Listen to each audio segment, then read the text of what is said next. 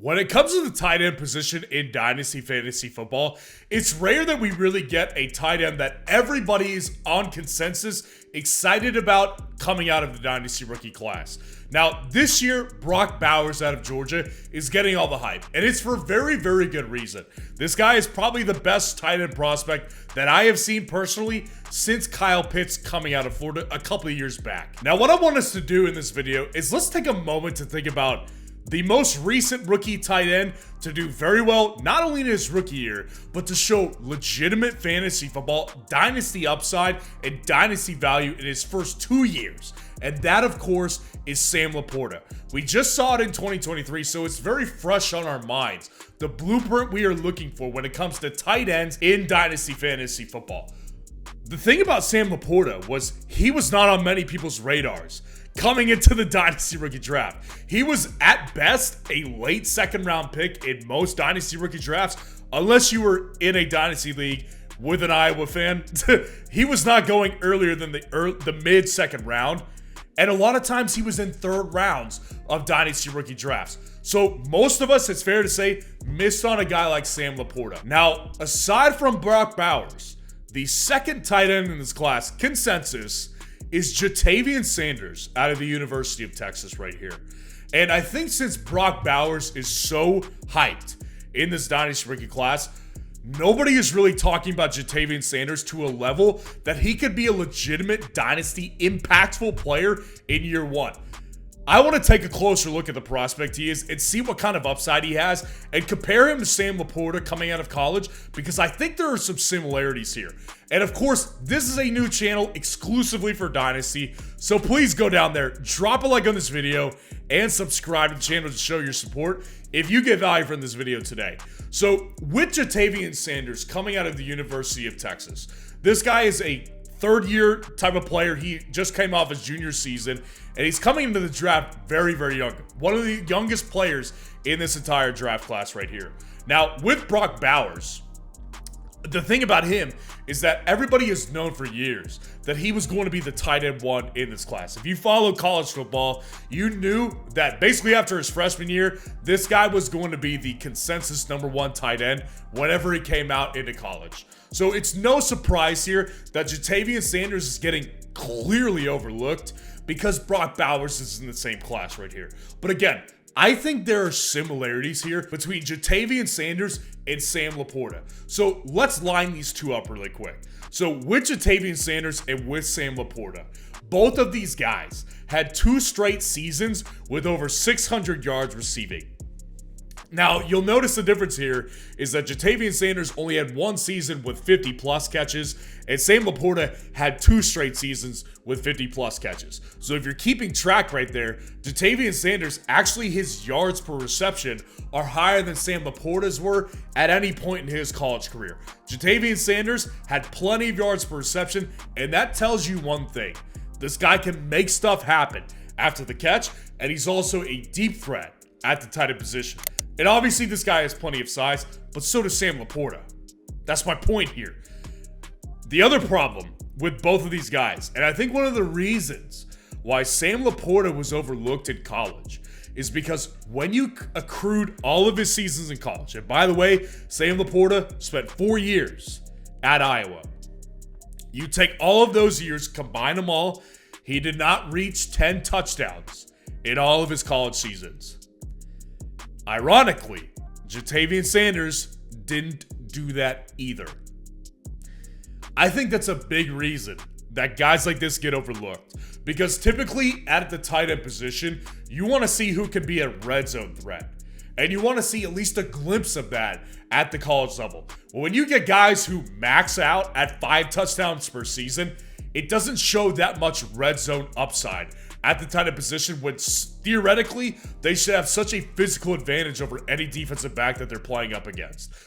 Obviously, it didn't matter for Sam LaPorta, so it doesn't matter for Ja'Tavion Sanders. Now, before I go through what I'm looking for at the tight end position, when it comes to college prospects at the tight end position, I will tell you that tight end is easily, to me, the hardest position to evaluate coming out of college. A lot of people say it's quarterback. I actually think that I can identify traits with quarterbacks coming out of college that make them successful or probably career backups.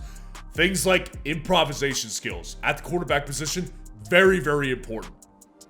Completion percentage, very, very important. Rushing upside, obviously important.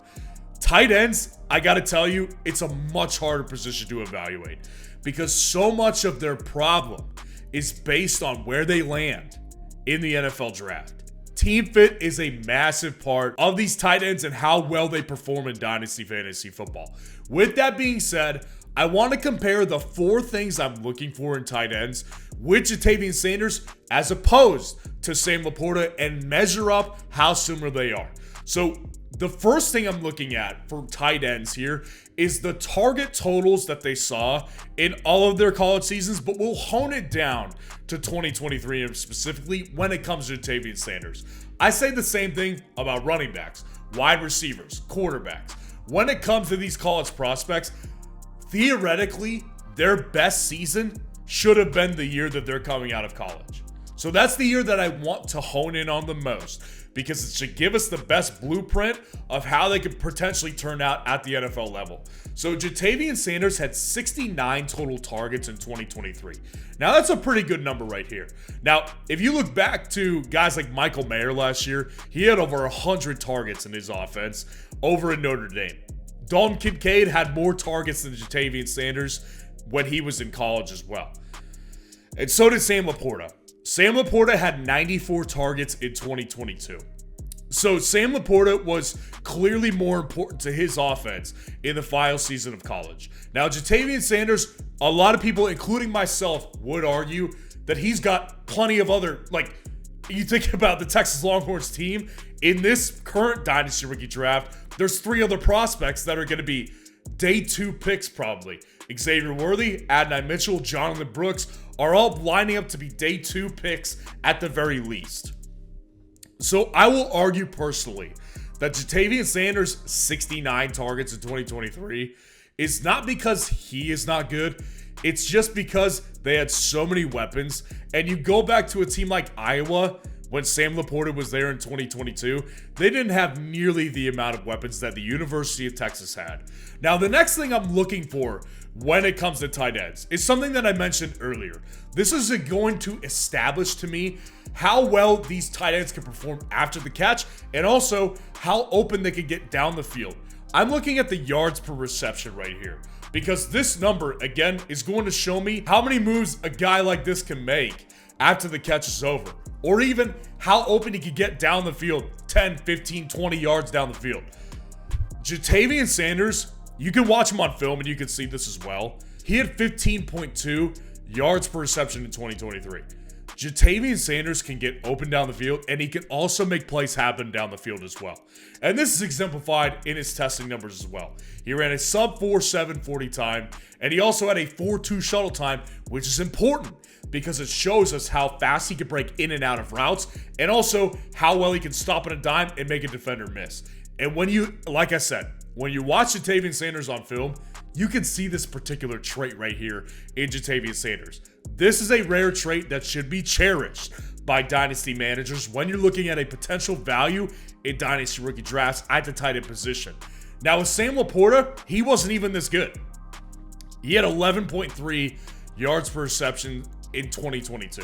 Now, again, I think a lot of that could be argued like the level of team Iowa had and the level of quarterback play that they had was probably not as good as Texas's, right? I can get on board with that.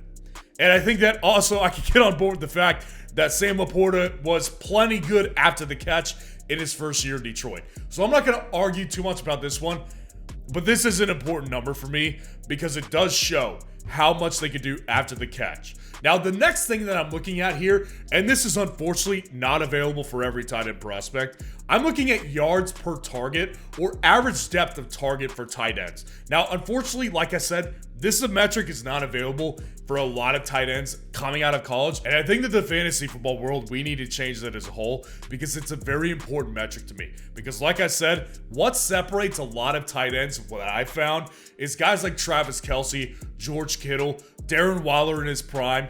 These types of guys are getting open down the field and their yards per target are much higher than average when you look at a guy like Dalton Schultz. So unfortunately, we don't have this metric when it comes to Ja'Tavion Sanders, and we didn't have for Sam LaPorta either. And the last thing I'm looking for is the team fit. This is, in my opinion, the most important part of it all. Look at Sam LaPorta and look at a guy like Kyle Pitts. Sam LaPorta was not even viewed close to the level of prospect that Kyle Pitts was. He wasn't even viewed as much of a prospect as Brock Bowers was. But yet, he's been the most successful tight end in his rookie season in the past 20 years in fantasy football. Why is that? Because he had the right team fit right out of the gate. The offensive coordinator saw that he was good, and he used him immediately and did not spare any expenses when it came to Sam LaPorta's usage his rookie year. You look at a guy like Kyle Pitts, the best tight end prospect we had seen probably ever. And his rookie season was good. That was it, though. We've struggled to see the upside with Kyle Pitts for 2 years straight now. Why is that? Because he had to deal with Marcus Mariota, Desmond Ridder, and Taylor Heineke, and an old Matt Ryan his first 3 years in the NFL. It's been nothing but garbage quarterback play for Kyle Pitts. Team fit is important here. Now, what I'll argue when it comes to Ja'Tavion Sanders here is you look at him opposed to Brock Bowers. Brock Bowers is viewed as a consensus top 15, top 20 pick in the actual NFL draft. So what that would tell me is that at best, he's going to fall back into the early playoff exit teams in the actual NFL draft. You know, somebody like a Miami Dolphins maybe has interest in him, and that would be great for him. But chances are good he goes to a team like the Denver Broncos that is a middle tier team and doesn't have much upside for him year one. That was exactly what happened with Kyle Pitts years back. Now when you look at a guy like Ja'Tavion Sanders, I think there's a solid chance that he falls well into the second round. And if that happens, he could easily go to a Kansas City Chiefs. Maybe they're looking to get another replacement for Travis Kelce. And just imagine the upside he would have in Dynasty then. Like I said, I don't know anything about what teams are looking at him and what teams are not looking at him. But what I can tell you is this. Ja'Tavion Sanders has similarities to Sam LaPorta here. Both of these guys are being overlooked when they were coming out of college. Both of them 600 plus yards receiving in their last 2 seasons. And they were both very, very good playmakers for their college offense. And they were both very good values in Dynasty rookie drafts. I think the upside for Ja'Tavion Sanders is real. Young player. If he gets to the right team fit, this guy could be a legitimate Dynasty asset. It could easily shoot up to be a top 5 tight end in Dynasty Fantasy Football in the span of 1 good year, if that happens in 2024. Let me know if you have any thoughts about Ja'Tavion Sanders in the comments below. And make sure you stay tuned for the release of my 2024 Dynasty Rookie Draft Guide, which will help you find the best values and sleepers in this year's 2024 Dynasty Rookie class.